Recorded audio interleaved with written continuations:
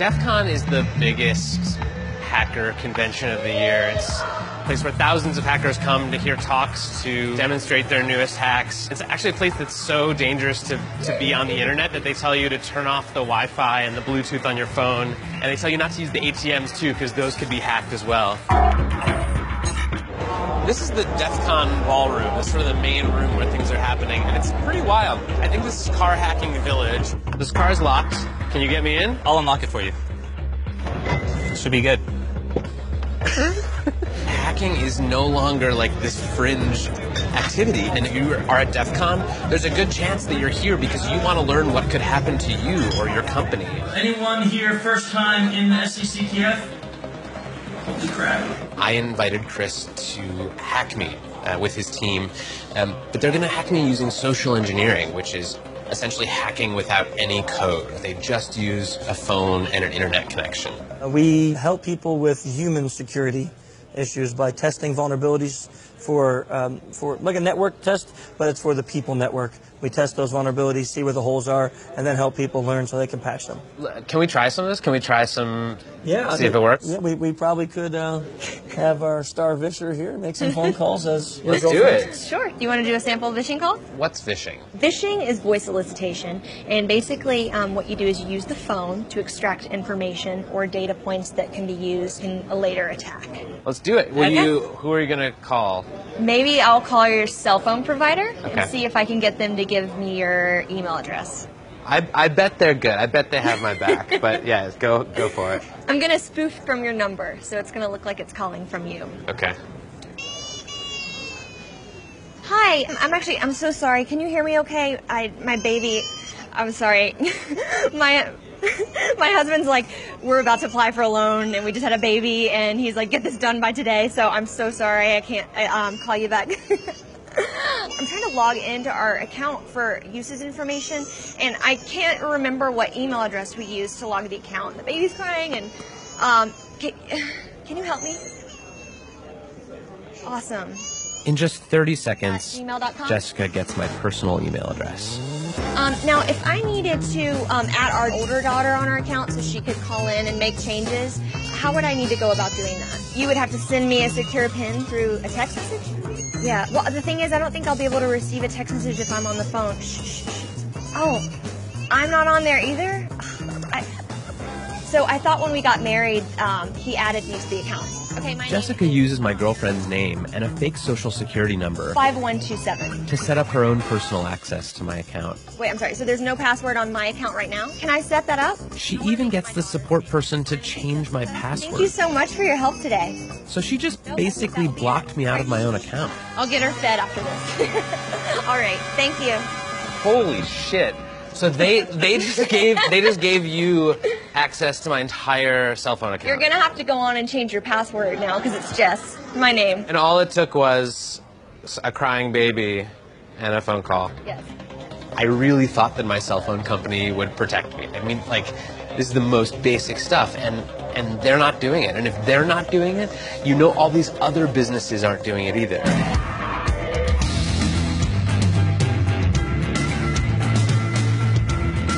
Anyone with a phone and an internet connection can do social engineering. But I was curious, what can a hacker with serious coding skills do? Well, DEF CON is the world's biggest hacking convention. It's hacking everything. Hacking social, hacking hardware, hacking software, hacking various systems. I asked Dan Tentler, a well-known security researcher, to turn all of his firepower on me. I did get into quite a number of things that I found. So what were the first things you did? How did you start hacking me? I quickly found your Squarespace blog and had an idea. Basically what I did was created a bogus Squarespace site and sent an email to you, a phish asking you to go to this website, run this certificate installer. And I did it, because I'm an idiot. So once you ran that, it gave me access to your computer, and I created several fake pop-ups that looked like system pop-ups that would ask you for your credentials. You didn't even have to have my passwords. No, you gave them to me. I gave them to you. Yeah. So I stole your 1Password keychain. And 1Password is where I store all my other passwords. So effectively by... And your social security number and your Amex stuff and all your stock trading and bank information. I can send email to everyone in this room as you. I am you right now if I want it to be. If my evilness is working correctly, it should actually be taking pictures of your desktop and pictures through your webcam every 2 minutes. And I have been watching you for about 2 days now. In coffee shops, at your mom's house, on a plane. Here's you editing stuff. There's you like. Oh my God! So this is literally every 2 minutes through my webcam. Yeah, through this guy. How badly could you have messed up my life? I could have made you homeless. I could have made you homeless and penniless. How? Like, How would you make me homeless? Like, I have control of your digital life in its entirety. I have all your credentials. I have all your access to all your financial information, all your work information, all your personal information. I can pay people with your bank account or your Amex account. I am you. I can fully impersonate. Like, the only thing I couldn't doctor would be like your fingerprints. This is like as bad as it gets. It's ridiculous. Yeah, it's bad. So it turns out that Dan Tentler is very good at his job. I mean, he hacked the hell out of me. He got everything. I mean, frankly, I want to take my computer and throw it into the deepest part of the ocean, and I want to become a hermit, and I want to never touch a piece of technology again, because holy shit, that was everything. That was the keys to my entire life, and he just pulled them out of his pocket. But even if I keep my passwords and my bank accounts safe, I could still be in danger from hacks, because with factories, power plants, and other major infrastructure being controlled by networked computers, the world itself is hackable. I'm going to meet Marina Crodofil. She's studying hacking chemical plants. She's thinking about what happens if hackers decide to go after infrastructure. But this is the kind of hacking that could really ruin, like, an entire country. So, let's just say like a nuclear power plant could have a big accident, and they think our machine just malfunctioned, our safeguards didn't work, but it's actually someone hacking. Yes, but the worst case scenario, if it will be incompetent or unskillful attacker who does not understand what he's breaking in, and that they will do something with a large or extensive collateral damage. But probably most scariest is hacking the satellites, because now everything navigates with a GPS. So basically, even the huge oil tankers in the sea, they're completely navigated automatically by the signals from the satellites. So by simply disrupting the satellite signals, you can lose the entire tanker, and or the aircraft can collide. There's almost too much for me to worry about here. I'm almost just sort of numbed. People keep telling me, oh, this could get hacked, and that could get hacked, and this other thing could get hacked, and oh, chemical plants could get really hacked. And at some point, like, I've got to get out of bed in the morning. So I have to find a way to make myself feel a little bit better about all of this. So I'm meeting Morgan Marquiboire, a cybersecurity consultant and the director of security at First Look Media, for some advice on locking down my digital life. Should I be feeling helpless, or can I help myself here? Do you worry about trained martial artists beating you up in the street? Not particularly. But you're aware that they exist. You're also aware that you probably couldn't do anything about it if one of them wanted to beat you up in the street. Probably not.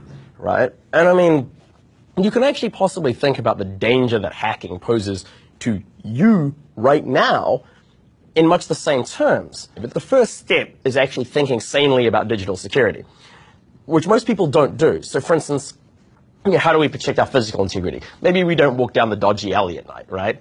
People who haven't spent any time thinking about digital security don't actually know what the dodgy alleys of the internet are. Like, should I click that link? You know, maybe I shouldn't install this software. And I thought I was pretty good. Like, I thought I was... It's tough. But chances that a skilled black hat is deciding for no reason whatsoever to attack you, I mean, is actually reasonably small. Like, it sort of begs the question, why, right? You could hire security people to, you know, look after your online life, but you probably don't need to do that. We used to think of hackers as being sort of fringe characters, but now when so much of our lives are lived on these connected devices, they're power brokers. They can make or break us. I'm trying to log into our account. They stole your 1Password keychain. I mean, they know more about this stuff than anyone, and that's a power that is going to become increasingly valuable. We need to know where our flaws are so that we can be safer. And I think the best thing to do is to enable them to help us rather than shoo them away. Do you guys have any of those little things that you put over the camera on your laptop? Paradoxically, I feel more secure now than I did last week, because now at least I know what I have to fix.